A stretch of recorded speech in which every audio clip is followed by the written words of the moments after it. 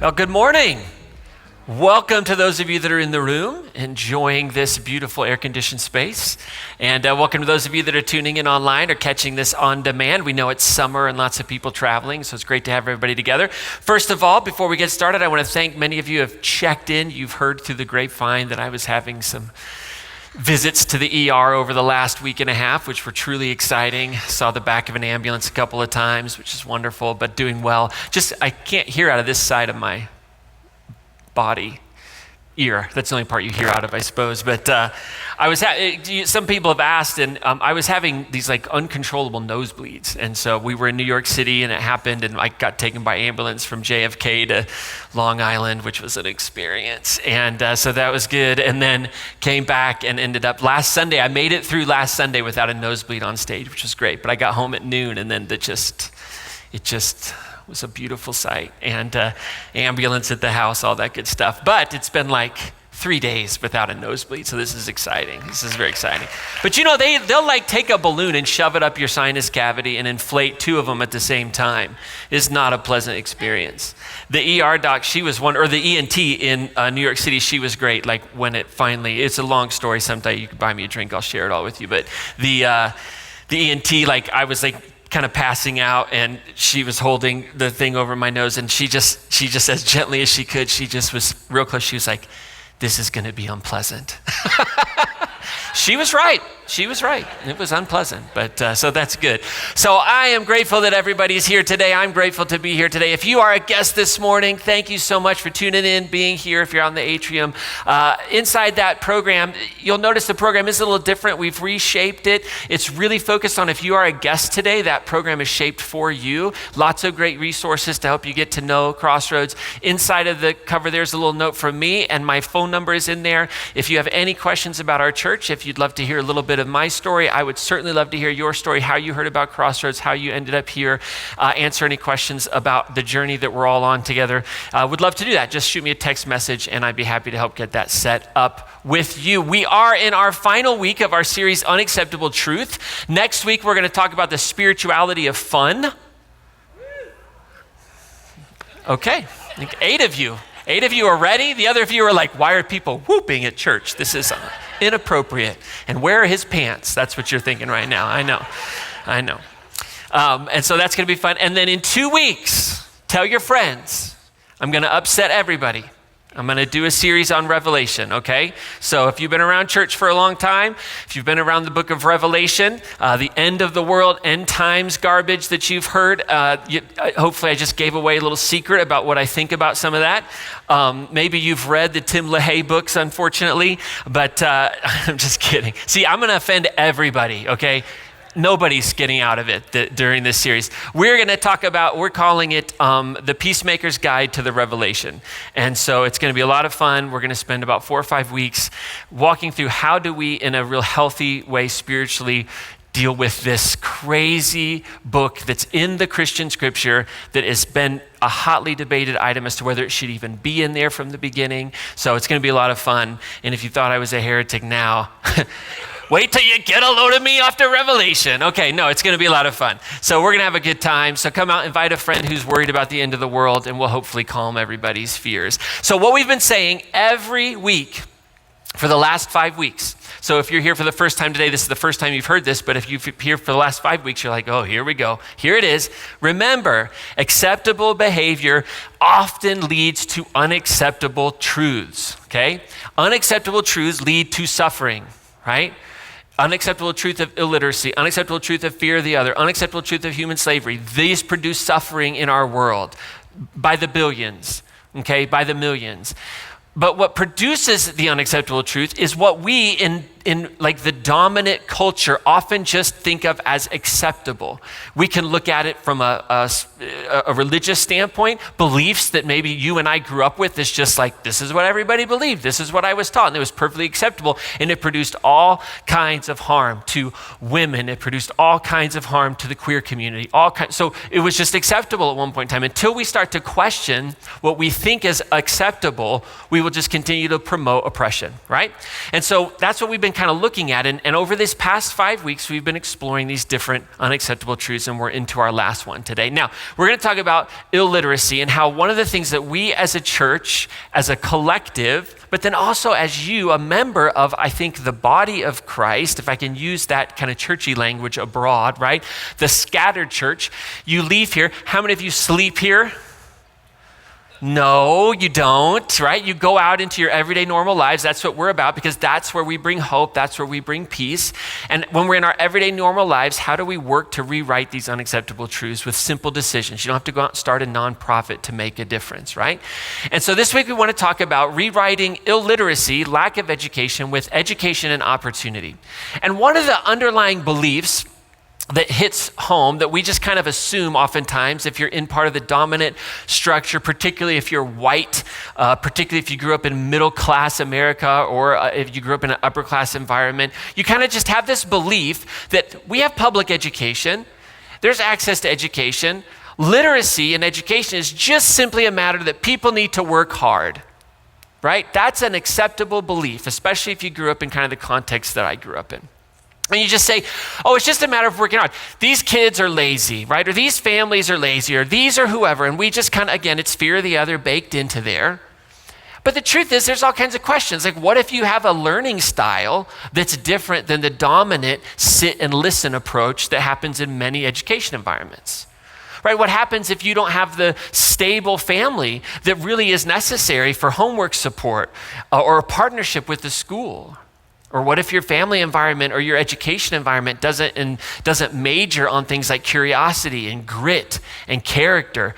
What if those environments just major on making sure you can pass standardized tests and get some knowledge? Well, this beautiful book that came out about 10 years ago or so called How Children Succeed, The Hidden Power of Grit, Curiosity, and Character by a guy named Paul Tough. Beautiful book, amazing book. I loved it completely. But he challenges this idea of what people have thought of to contribute most to academic success, right? And so the book argues that those traditional metrics like IQ, standardized test scores, that these are not the sole determinants of whether or not a child will be successful. Instead, right, his work really highlights the importance of non-cognitive skills. So he highlights the importance of children learning perseverance and self-control and curiosity and grit at very, very young ages. So it's the difference between raising a child from when they're really little and saying, oh, you're so smart, to raising them from a little child to say, you are such a hard worker. Because if a child at age 1, 2, 3 starts learning, oh, I'm just so smart, when they're faced with an academic challenge or they're faced with something they don't understand or is difficult to get, they then move to, I'm dumb. I'm actually not smart. Right? And so there's all these different ways, right? And if we don't notice, if we're just in an environment that's focused on identifying like, oh, this kid seems to have aptitude versus training and raising up these quality characteristics. And his research shows that these things can be nurtured. They can be developed. And he talks about the impact of them at a very, very young age. And if you're not in an environment or in a family that stresses those things or understands those things, like, what do you do? Or what if you live in an under-resourced school district? Is it really that you're just not working hard enough? Or could it be that there are other factors that are stacked against you? Factors like funding inequities. Public schools in many countries, including the United States, are often funded through local property taxes. And this system itself creates disparities because schools in wealthier areas receive more funding than those in poorer communities. You just work harder? Or there's economic disparities in general. Students in under-resourced schools often come from low-income families. And that can affect a family's ability to have the right resources that they need to actually do the work. That can affect the school's ability to generate additional funding through donations or fundraising. Or there's political decisions, right? Governments, local, state, federal, there's policies that get put into place that influence the distribution of resources. And so decisions about budget cuts and allocations of funds and educational priorities often disproportionately affect under-resourced schools. Is it just that those kids need to work harder, right? There's demographic factors. Right? Schools in under-resourced areas often serve higher numbers of students that require additional support. So you might have English language learners, students with disabilities, students from marginalized communities, and these students often require more resources which strain the system. But maybe they should just work harder, right? I mean, maybe that's all it is. Now, it couldn't be that there's teacher shortages, right? It couldn't be that under-resourced schools often struggle to retain teachers because it's very difficult in those environments, lower salaries, challenging work conditions, lack of professional development opportunities. Yeah, but maybe they should just work harder.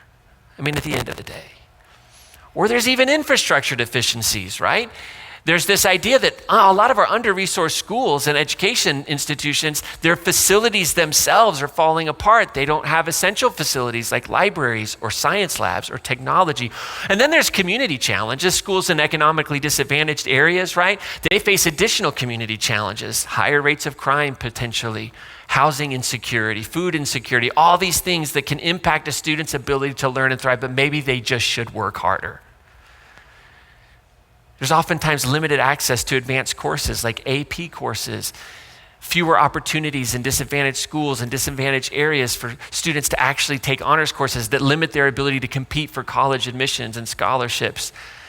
Oftentimes there's insufficient support services. Under-resourced schools, they lack adequate support services like counseling and mental health resources and extracurricular activities, and all of these things are crucial for students' overall development and well-being. But maybe they should just work harder. I mean, maybe it just feels like that's probably the issue. Like these families, they just don't work hard enough. Right? There's been studies shown in 2023, a study that was done showed that 14% of the world's population, 1.3 billion people, say that with me, 1.3 billion people still have little to no literacy in the world. And that same study found that they are more likely to suffer from mental health issues such as loneliness and depression and anxiety.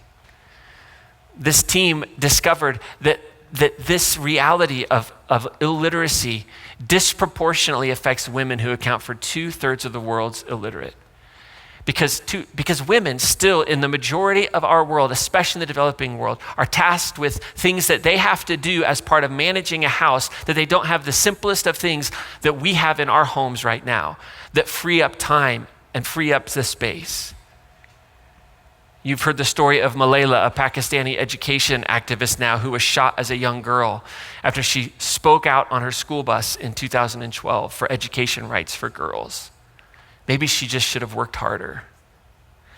Now she's a Nobel laureate and she's this champion for equal education rights. And she's an icon for education justice around the world. And Malayla and so many others like her in our neighborhoods, in our backyards, right here, living in spaces that hinder education. They're not lazy. They don't just need to work harder. It's a complex issue. And how many of you right now just feel so glad that you came to church today? This is called narrative teaching, right? You just bring people down to the problem. And now we're going to get to the solution, okay? It's not all down, I promise. You know what's interesting and what scares a lot of people in the faith community? I've learned this because I've gotten some responses that display a lot of fear, that Jesus needed to learn. How many fans of Jesus do we have in the room? The historical Jesus, right? Forget about what you might believe about the Jesus of faith and like resurrected Lord and Savior, all that stuff. But just Jesus, this guy who walked around working with the poor, fighting oppression, like condemning religious practices that excluded people. Kind of like most people are like, Gandhi, I love your Jesus. It's the Christians I'm not so sure about, right? Like Jesus had to learn. Like it's important that we remember as people who are following Jesus, many in the room are, some of you aren't, and I'm glad you're here exploring, right? But as many of us who are trying to follow the peacemaking path of Jesus, it's important to remember that Jesus was a human being who had to learn. He did not come out of the womb filled with all wisdom and knowledge. And that's scary to a lot of people. Like I said that one time in like a post that I made, like, I need a Jesus who didn't know everything, you know? Like I'm grateful that we have this passage in Luke chapter 2, verse 52 that says, Jesus increased in wisdom and in stature and in favor with God and man. I love this passage that we get in Luke's version of the story of Jesus because it tells me that Jesus didn't have it all together at every single moment of his life, that he wasn't at 2 years old walking around, right, quoting the Greek philosophers. And it's amazing that this verse says that he increased in wisdom and in stature and in favor with who? He increased with God. What? Hold on a second. That's impossible. Jesus can't increase in stature and favor with God because Jesus is God, which was a statement that came about a little bit later, okay? Like the equation of Jesus being the Christian icon for God, that when you see Jesus, you see God as the one that you've heard words like our advocate, you've heard words like our intercessor. The idea that when we see Jesus, we see God, the incarnation, that is the theological development that occurs much after the life of Jesus, right?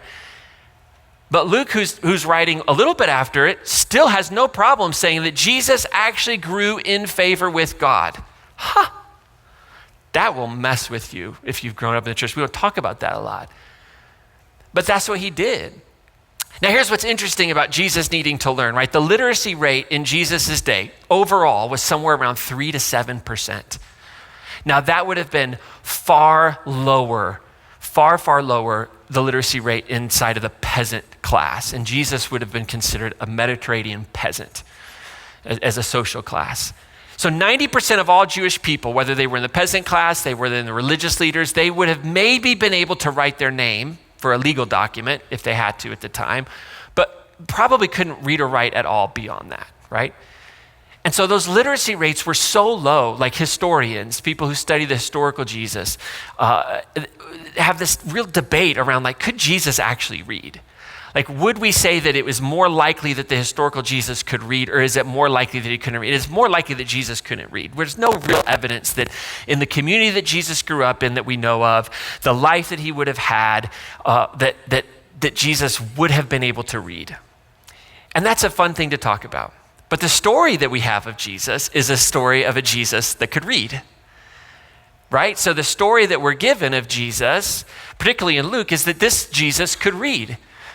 And Jesus reads something really powerful in the midst of the beginning of his ministry. So now Luke, remember, is writing gospel, and gospel is good news, and gospel is story.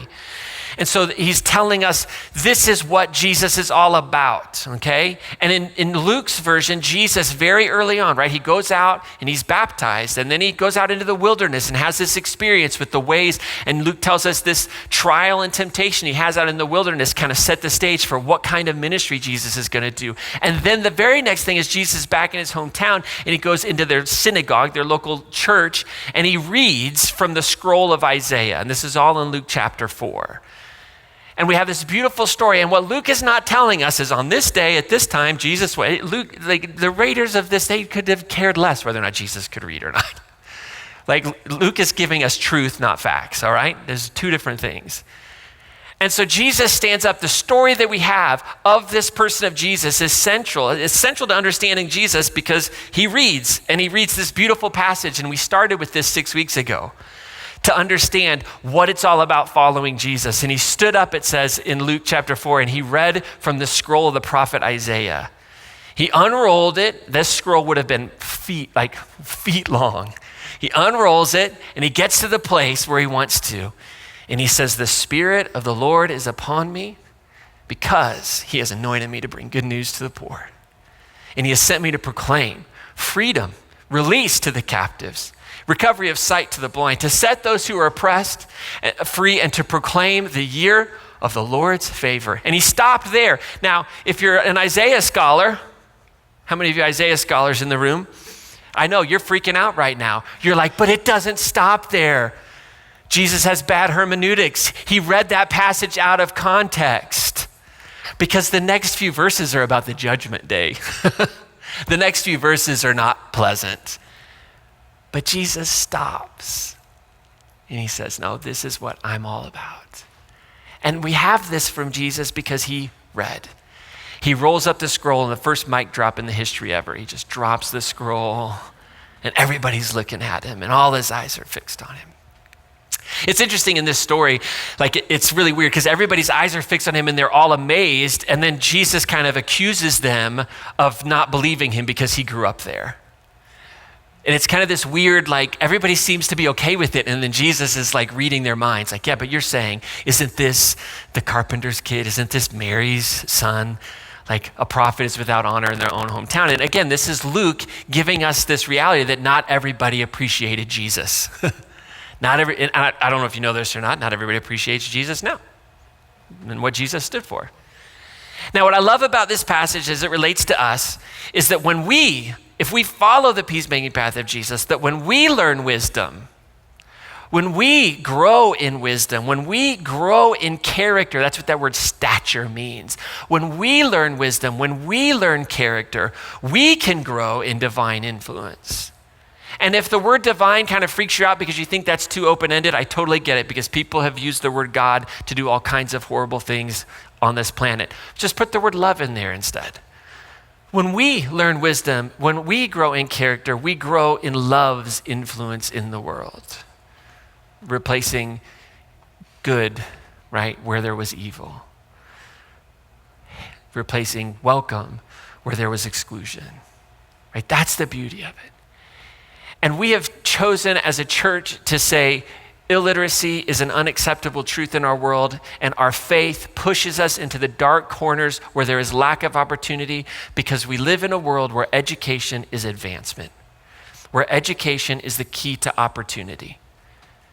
And believing that, we still live in a world where billions of people lack the resources necessary to engage in meaningful education. And we know that education can change a generation.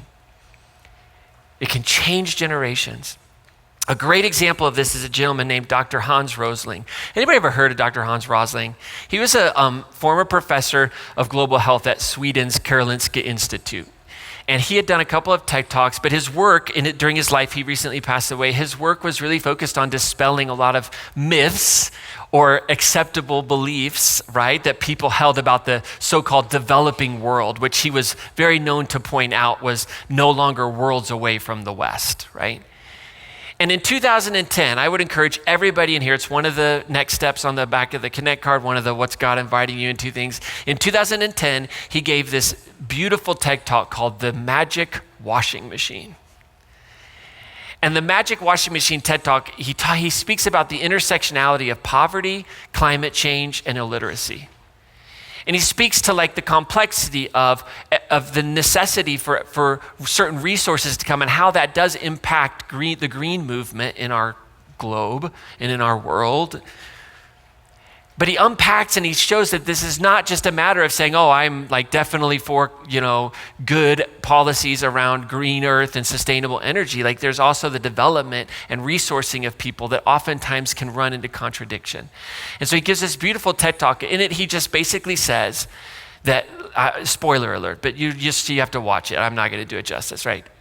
But basically, here's this guy who grew up in an environment where his mother used to have to go and hand wash all the clothes, didn't have a washing machine, and they got a washing machine.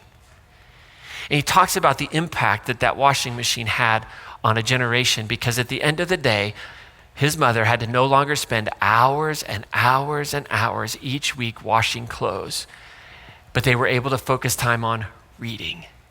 And it was in their ability to focus time on reading which led him down a path to become a professor, and then his impact on the world and on the way in which the world thinks about the developing world is unbelievable, right? Because access was granted. And so we want to talk more about this with some experts. I'm not an expert in the field. I just read an article, okay? So here's the deal. We want to welcome to our stage Education Consultant Associate Dean Jeffrey Lund, and he has brought with him a very special guest, the consultant Jaylene Jimenez as well. And so we want to welcome them to our stage this morning as we have a little conversation.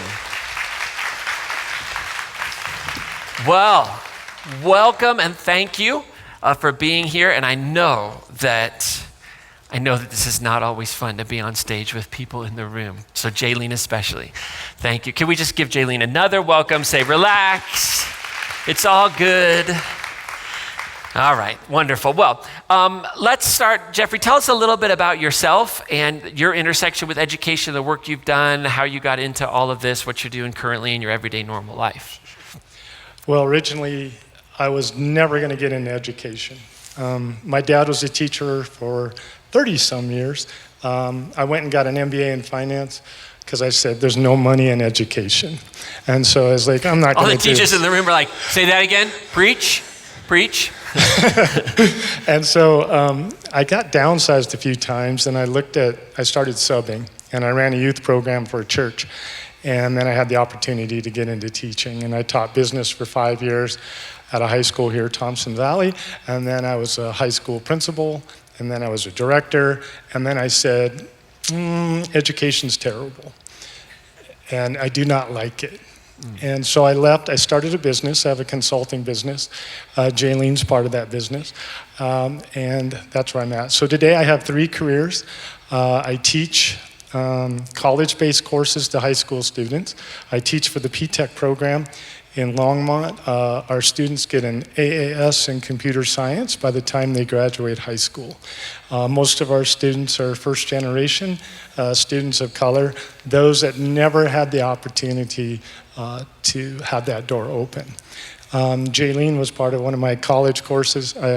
I opened the Innovation Center at St. Vrain. I was there for 8 years, and I looked at a school and I looked at all these students aren't going anywhere, especially our Latino community. So I asked to go there. And then I created a business program with Front Range, and my students take 5 college-based business courses. They graduate from Front Range with a small business ownership certification, and then they can get a free year of Front Range after they graduate high school. And then I'm also part of planetstartup.org, and we're in 30 countries. We're in the most depressed countries in the world, and we're educating people on entrepreneurship. And the basis of everything I do is the entrepreneurial mindset, based off the 8 pieces that Jaylene helps me teach as well. And I'm gonna offer at the end for all of you to get free college courses if you'd like. And then my other career is my business, which is consulting, and currently Jaylene and I, Diana Gonzalez and Michael Langford, we're creating courses in the Philippines. And what we're doing there is teaching how to do leadership, et cetera, et cetera. And then next Saturday, I just told Jaylene she's going to be online with me in northern Ghana, helping the women up there. So that's kind of what I do, is I work 24/7, 365 days a year. That's right. I love it. And for those of you that are wondering, like, how did you meet this Jeffrey guy? He texted me one day, I'm at church, I'd love to have coffee. So Jeffrey's part of our church, and we went and had coffee a couple months ago, and we knew we were kind of working on this series even a few months ago, and I was like, I might be in touch. So be careful if you want to have coffee or a drink with me, you might end up here talking about your everyday normal life, right? Yeah, and be careful too, because then you'll become part of the Bakers Club. We need more. So I bake at least once a month. I'm the one that makes the little pig-shaped cookies, the marenitos. Mexican so if you're too gingerbread. busy to bake once a month for the after party that we do on Sundays, I call it an after party. It's called Meet and Mingle. We should call it after party instead. Stay for the after party. Yeah, please do, because we work really hard, all of us bakers. I know the Wabiks do it and some others, Lori, a lot of us go out there and try to bake for you guys. Yeah, and so you get to push for your volunteer area when you come up on stage too. It's great. Okay, so we're talking about education, and Jaylene, I'm going to ask you a question in a minute. I know you're not too thrilled to have to be in front of all these people, so I'm trying to be really, we will ask, I'm not ignoring you. What do you think, Jeffrey, are some of those beliefs, behaviors? I kind of rolled off a whole bunch at the beginning, but in your experience, what are some of the big acceptable truths, acceptable beliefs, behaviors that lead to the lack of access in education? I'm going to be honest, and some of you may be kind of hard to hear, but it's based off of systemic racism that is built in education.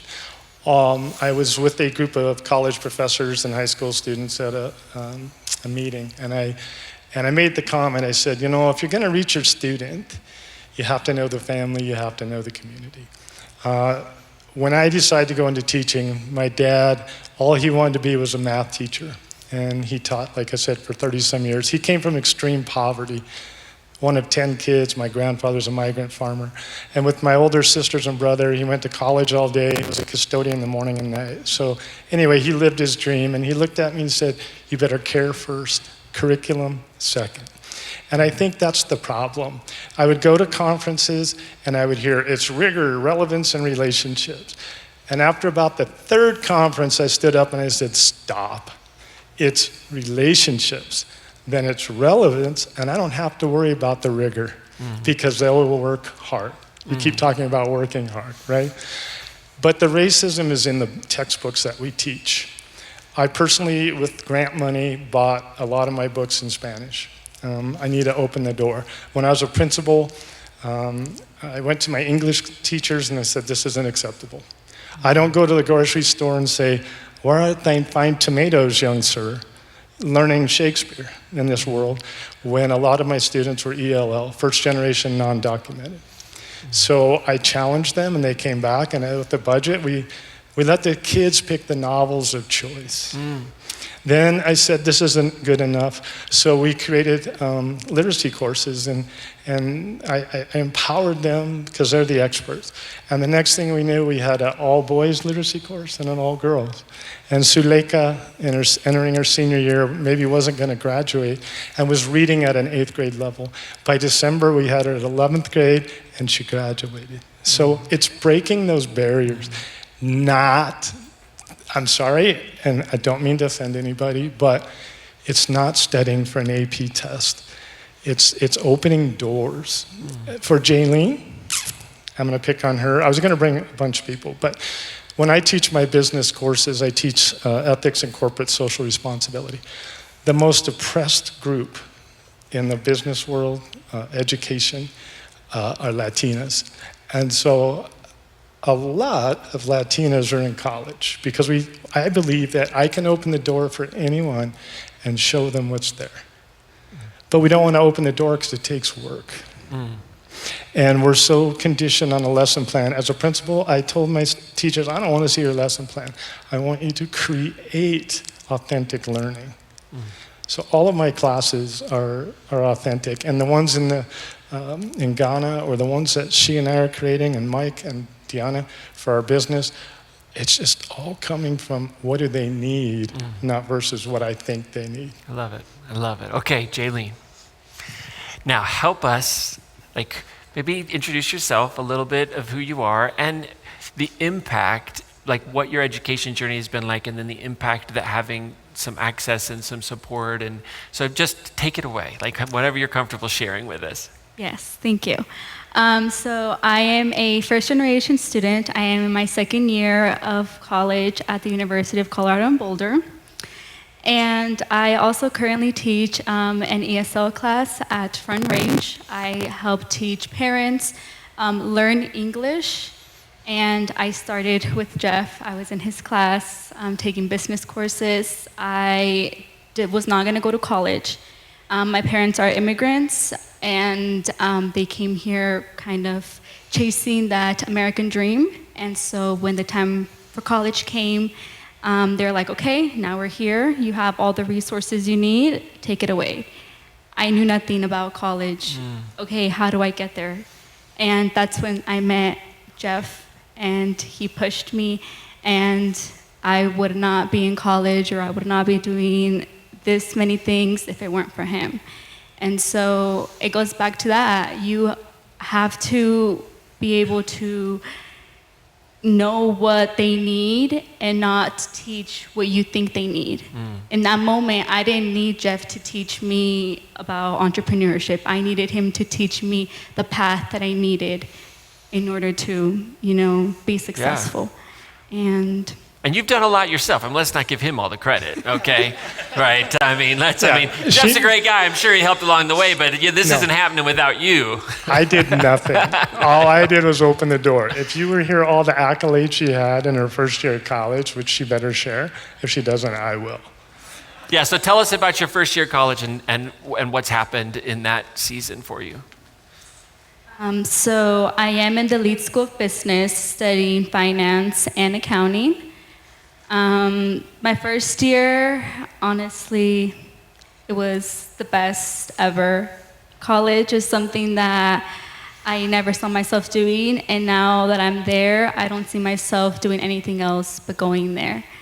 I did get recognized at the Diverse Scholars Program as the community leader because of the ESL classes that I do teach at Front Range.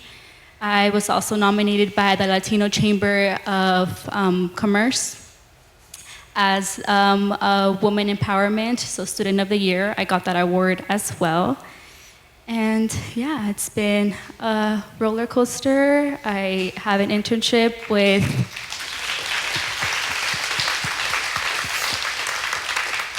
My first year, I landed an internship with Ernst Young, so one of the big four companies, accounting firms. So I do have that going for myself. Yeah. It's exciting. Thank you. Wonderful. Well, thanks for being here. Thank you and for having sharing me. a bit of the story.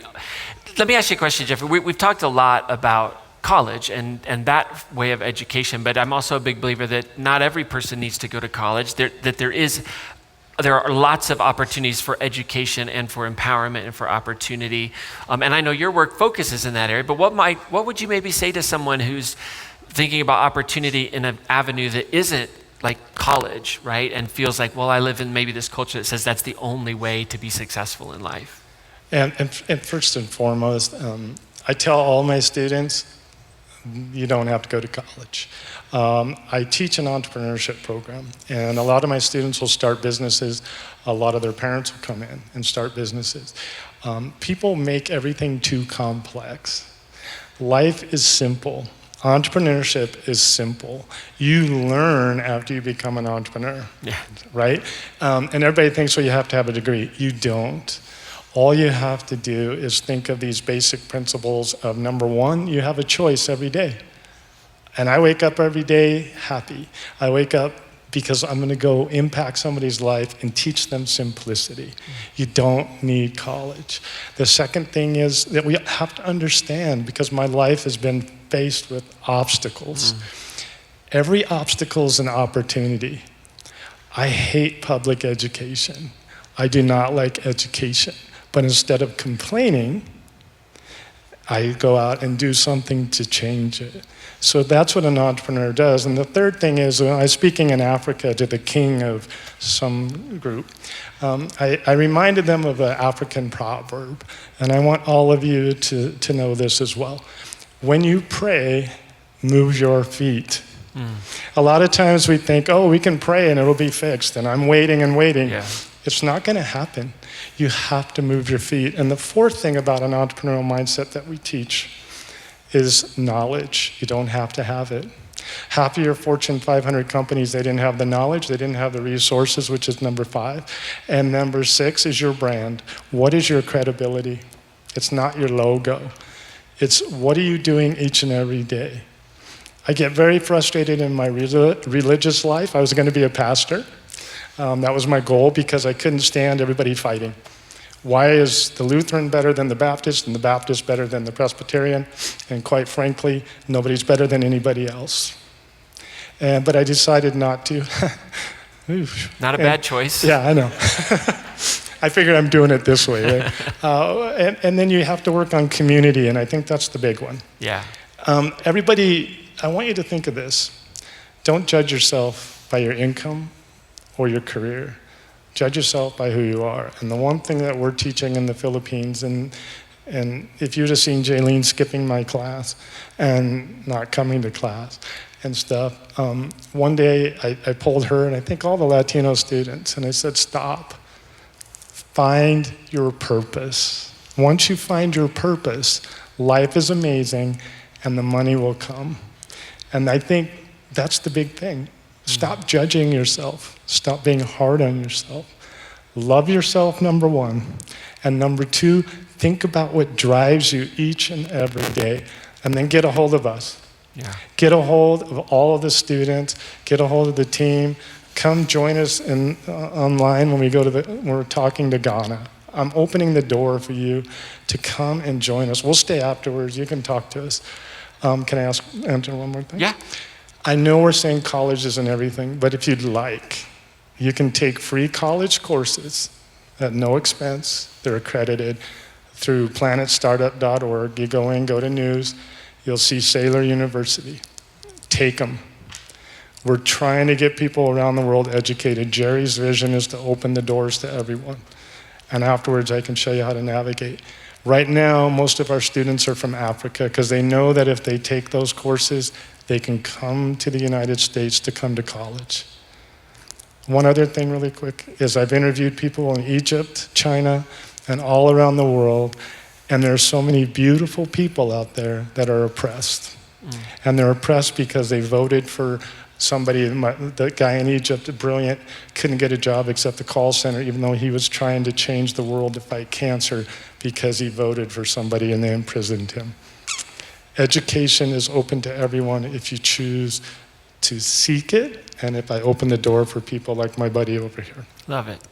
Okay, Jaylene, I'm going to give you the last question, all right? So I'm going to ask you the question, then I'll talk for a second to let you think, because you probably haven't heard this. But what would you say to us?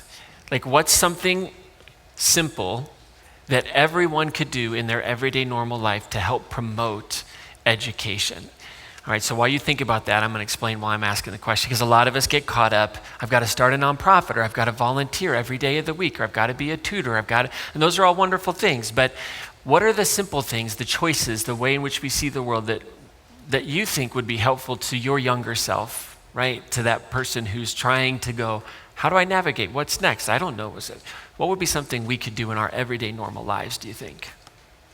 I would say spend the time to figure out who you are first. Like Jeffrey said, find your purpose. Find what drives you. Find what motivates you. Find what fulfills you. So for me, it was helping people. It was helping those parents learn a second language. It was helping them realize that there's opportunity for all. It was breaking barriers for them to access something that they never thought was possible. So finding out what you're passionate about will lead to opportunities for you to give of yourself in those areas. That's what I'm hearing you say. I love it. That's brilliant. Can we give these folks a great big hand for being with us today?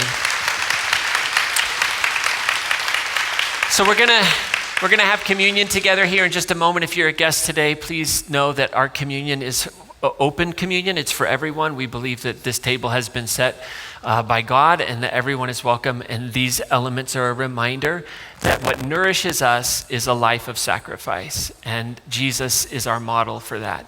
And so we take this bread and this juice, and it's a reminder that the way in which we bring peace into this world is not through violence, it's not through anger, but it's through love, it's through sacrifice, it's through service, it's through caring for the poor, it's through caring for the oppressed, all of those things. And it's a reminder that this is our image of God. And so everyone is welcome to experience God in this moment.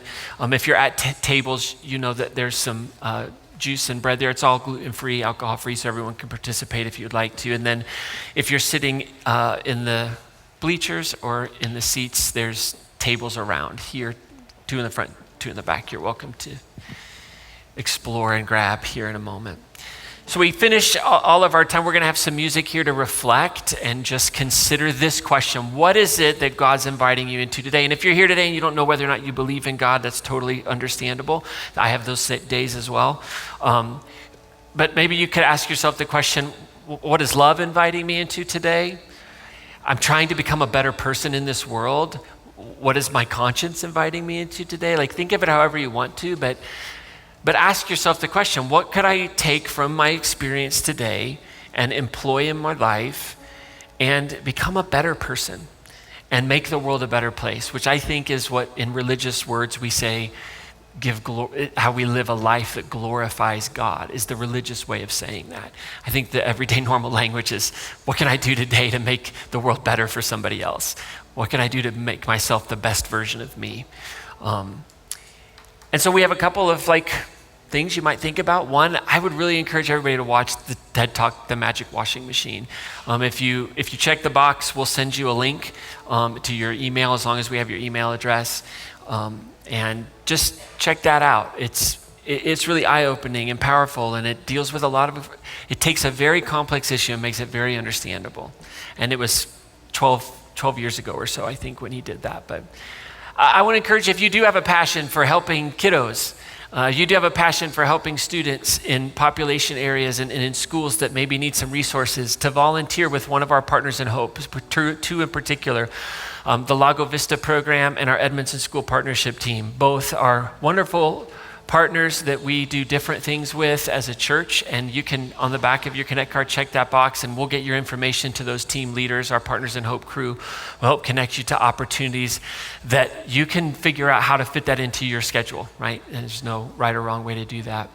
And then I want to encourage you if you are in a profession and you would like to see that profession become more accessible to students, particularly students in underprivileged, underserved areas, under-resourced areas.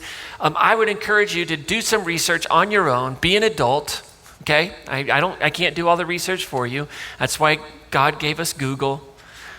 You know, God invented ChatGPT, said, I'm gonna manifest myself here for you.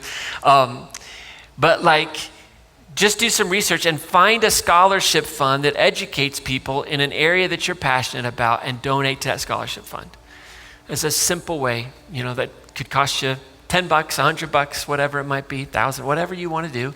Just make a donation that says, okay, I'm going to help people who want to embark on a journey in an area that I'm passionate about. So that might be something. It may be something else. Maybe you heard something else today that kind of sparked your heart. This is the moment to just kind of consider those things, all right? So we take this moment to reflect and remember on the night in the beautiful story of Jesus, his life, his death, what we call the resurrection, that he was sitting with his friends and sharing a meal, and he took a piece of bread and he broke it and he said, this is my body that's broken for you, take and eat. And he took a cup and he blessed the cup and he said, this is my blood which is shed for you and for everyone, take and drink. And what that moment was Jesus kind of rewriting the narrative of how we interact with God. Was Jesus saying, there is no need for you to fall into the trap anymore of thinking that you need priests and sacrifices and animals and death to interact with the divine, because the divine is as present as this piece of bread and this cup. And that's the beauty of it, and that's what we honor here in the way in which we do it, is that you don't need me, you don't need to join this church, you don't need to join a church, you don't need to go to church, right? The divine is as present as bread and juice when we believe and when we come with faith that there is a reality that's deeper than we could ever understand, that is personal, that is not just full of love, but is love. And it's a love that heals and restores and opens our eyes. So the body of Christ broken for you, the blood of Christ shed for you. I invite you to the table this morning. If you're in the bleachers or in the seats, would you stand with me? If you're at your tables, you can stand as well if you'd like. We're going to sing a couple of songs if you would like to during this moment, and then we'll have a blessing and get us out of here.